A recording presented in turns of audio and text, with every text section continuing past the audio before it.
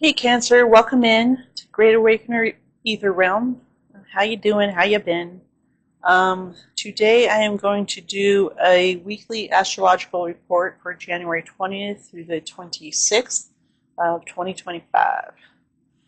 So I am going to start off with what happened over the weekend. We did have the sun move into Aquarius, which is your 8th house of other people's money, um, sex, death, transformation, rebirth.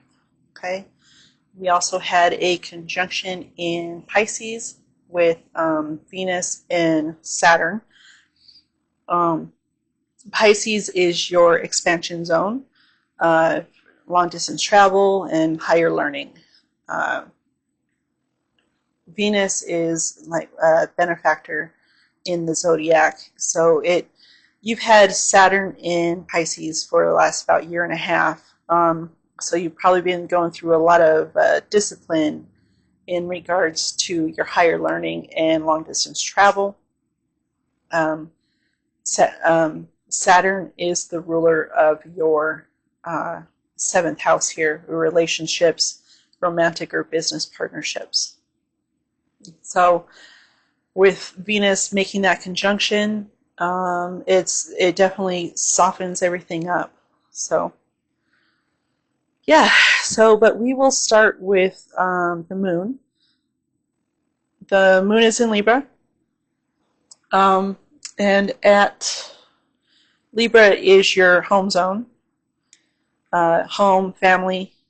Of course, the moon, the moon rules you in Cancer, um, and you're the natural ruler of the fourth house, home and family. So whether it's a square or not, that still is like your comfort house there. Okay.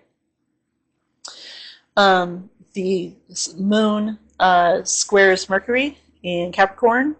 Again, that is your seventh house of partnerships. Okay. Mercury rules Gemini, which is your 12th house of the subconscious and dreams. Okay.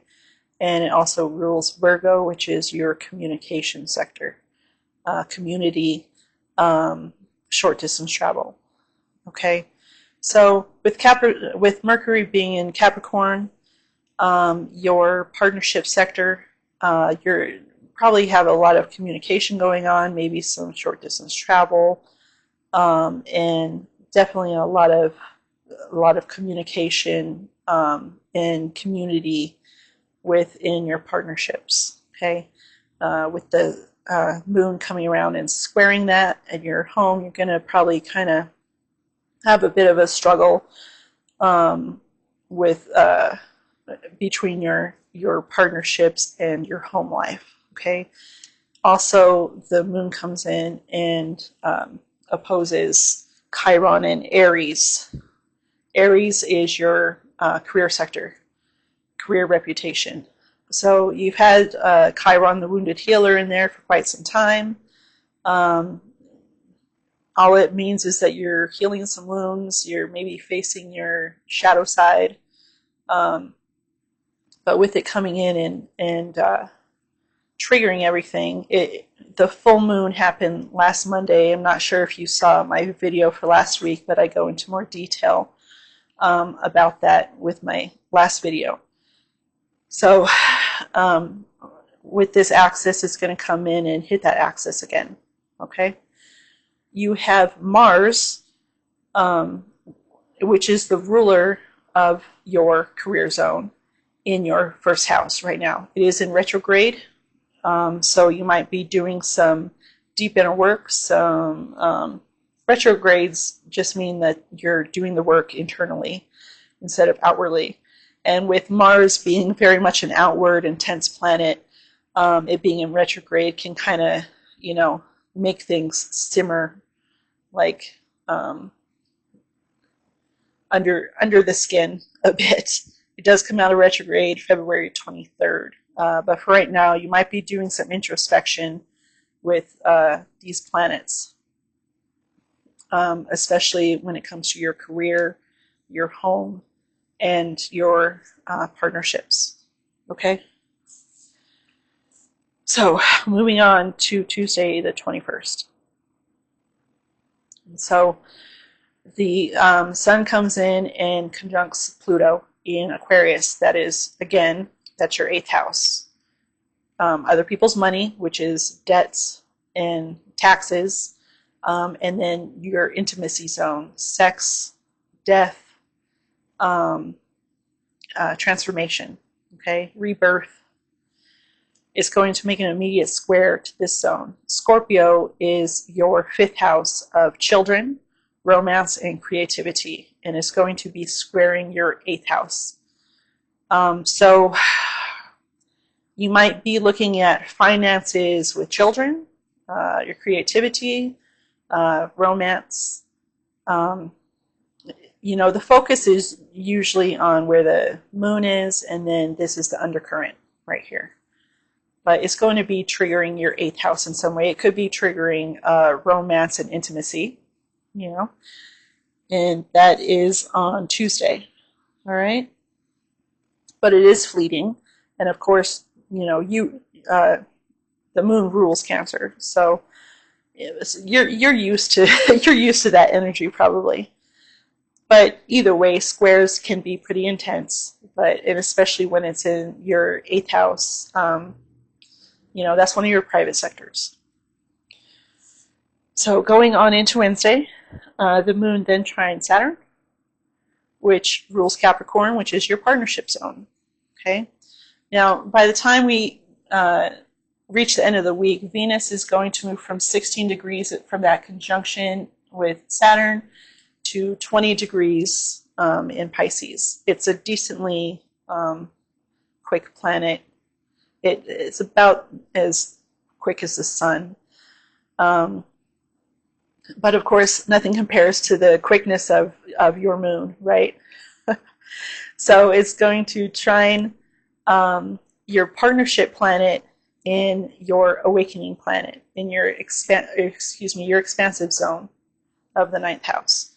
Like I told everyone, there's a lot of emphasis on Pisces right now. So right now you have a lot of emphasis on your 9th house, okay? It's then going to come in and make a trine to Venus, and then make a trine to Neptune a little bit later. But it's also going to make a sextile to Mercury in Capricorn, and then the Mars in Cancer, your house. So again, more emphasis on partnerships, awakening, money, romance, children, creativity. Okay? And then it moves into an opposition to Uranus in Taurus, which is your friendship sector. 11th house, friends, hopes, wishes, anything that you hope for, basically. Your 11th house is a real nice house. It sextiles you, and it's a real nice soft house. Now, Uranus has been in Taurus for 6 or 7 years, so you may have had some shakeups with friendships or dreams, hopes, wishes. And then you have the moon also coming in and trining Cancer. Okay, so you have, this is all at 23 degrees. Okay, and then Uranus, Mars, pretty much all of these, mostly Venus and Neptune at 23 degrees. Okay, and then Mercury in Capricorn is the next fastest moving planet after your moon. It goes from 19 degrees to 27 degrees by the end of the week. Okay, where it sextiles Neptune, your expansive zone again. Okay, and the North Node. I did go over all this in the last video, so I'm trying not to repeat myself too much, okay? But the moon in Scorpio is going to trigger a lot of stuff, especially where that full moon was at 23 degrees, okay? But then the intensity that was brought with that, now you have all of these sextiles and trines coming in, to soften the blow, basically, is the best way to put it. Okay? All right, and then of course we have Mercury opposite Mars. Again, you have this opposition between your partnerships and yourself. Okay? Yes, and then, you know, Mars is still an intense planet, whether it's in retrograde or not. So when you're hitting that square, and you know you have everything's at 23 degrees again, and then you have Chiron at 19 degrees, and it's still hitting. You've got this T-square going on that's even more exact with Mercury now, and then you have the Moon coming in and triggering these as well. Okay, a lot of emphasis on your partnerships. Okay, on you and your partnerships. All right. And then I'm pretty sure I went through this already. You have your friendship zone sextiling Uranus, sextiling Mars in your sector. So there could be a lot of awakening going on up, and then of course you have this opposite.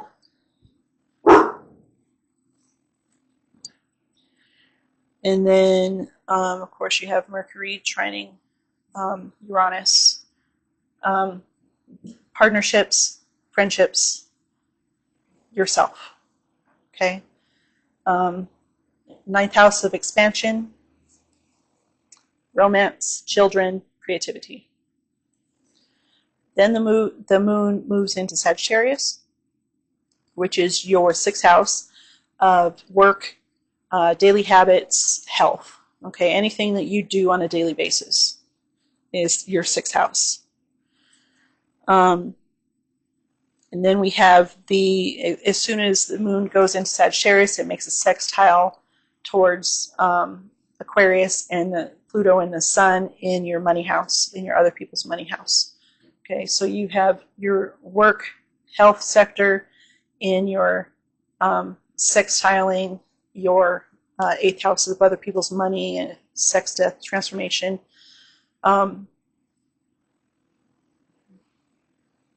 Yeah. Okay. I thought I had something else to say on that, and it kind of slipped my brain, so I might come back to it. After that, the moon in Sagittarius opposes Jupiter in Gemini. Gemini is your 12th house. Jupiter opposes, I'm sorry, Jupiter rules Sagittarius. And Jupiter expands anything that it touches, okay? And it has been in your 12th house since about May, I believe. And your 12th house has all to do with your subconsciousness, anything that you keep hidden from the world, anything that's hidden from yourself as well. Give me 1 second here. Okay. Your dream house as well. You could be having a lot of dreams, and it moves out in May. So even though it's retrograde until February 4th, with it retrograde in your subconscious sector, it could be bringing up memories from the past as well. Okay, just to let you know. The moon is going to come in and trigger that at 11 degrees. Okay. That is happening on Saturday. Then the moon goes to square all of these planets, Saturn, Venus, and Neptune in your ninth house again. A lot of emphasis on ninth house. I can't emphasize that enough. And then it's also going to square the nodes. I didn't touch on this a whole lot last week. The reason that the nodes are so important is because that is where eclipses are going to occur. Eclipses are the most intense aspect that you can get in astrology. It brings change, it brings awakening. We did have a partial eclipse when the sun was in Virgo. And then we're going to start the eclipse season again when the moon moves into the sun moves into Pisces. Okay. So that's really why there's such significance with the lunar nodes. And then with Neptune conjunct these lunar nodes and is the ruler of Pisces, like it just makes it just that much more of, Pisces is all about spirituality. Is the traditional ruler of the 12th house. So again, you're talking about spirituality, your dreams, anything that is hidden. Okay, it's a deep subconscious. All right. Let's see. It's good. The moon is also going to trine little Chiron here, which again is your career sector.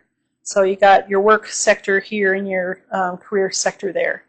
So again, wounded healer. Nice trine. When you had the opposition here, it's a little more like intense. Bringing something to your attention, and then by the time it hits that trine, it's going to be a lot softer aspect. Maybe you've come up. Maybe you did a little bit of healing, and you're seeing progress with that, with your work and your career, right? Or daily habits and reputation, All right. Let's see. It's also going to square Venus, of course. You can't go wrong with Venus, whether it's a square or not. So, again, it's that same sector, but Venus and Neptune. Venus is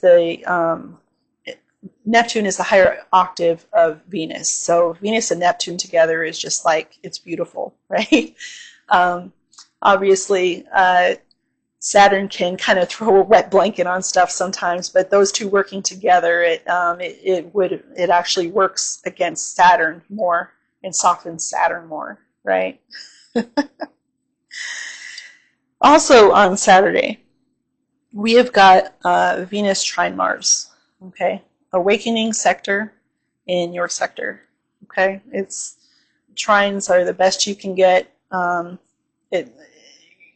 Saturday honestly should be a beautiful day for you, whether the moon is, the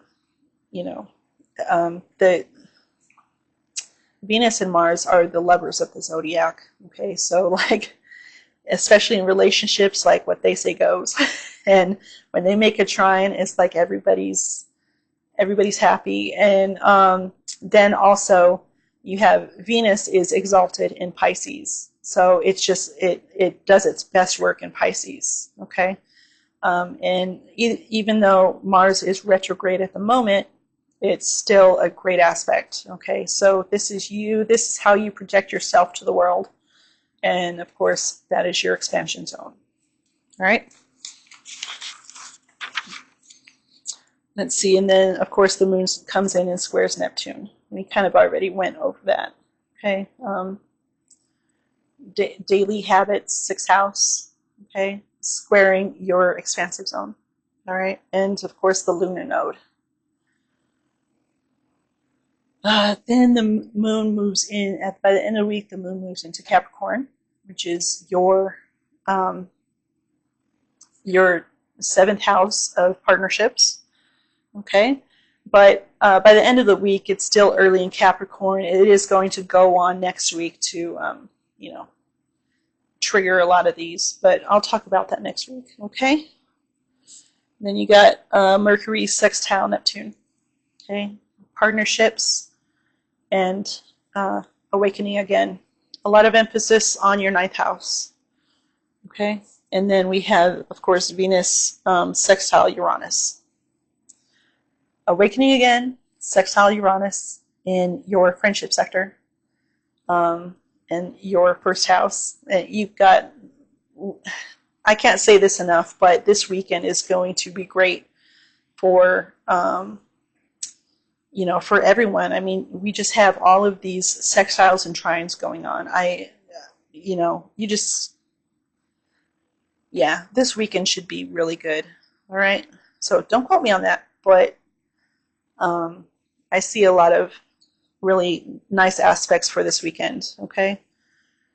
So, all right. That's about what I got for you.